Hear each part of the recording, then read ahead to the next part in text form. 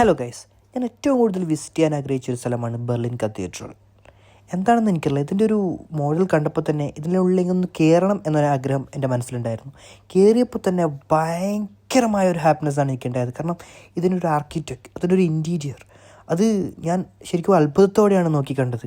ശരിക്കും ഈ കത്തീഡ്രൽ ജർമ്മനിയുടെ ഒരു ലാൻഡ്മാർക്ക് തന്നെ എന്ന് പറയാം. 15 or 18 സെഞ്ച്വറിയിലാണ് ഈ പള്ളി പണികഴിപ്പിച്ചിട്ടുള്ളത് എന്നാണ് ഇവിടുത്തെ വിശ്വാസം.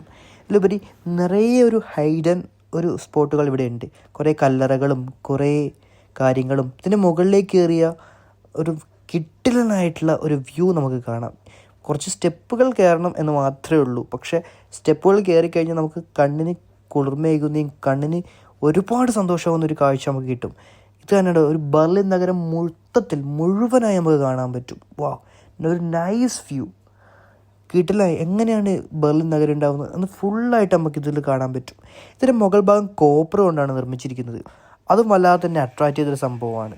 കിടിലനായിട്ടുള്ളൊരു വ്യൂ, കിടിലനായിട്ടുള്ളൊരു ആർക്കിടെക്റ്റും കിടിലനായിട്ടുള്ളൊരു സ്പോട്ടുമാണ് ഈ ബെർലിൻ കത്തീഡ്രൽ എന്ന് പറയുന്നത്.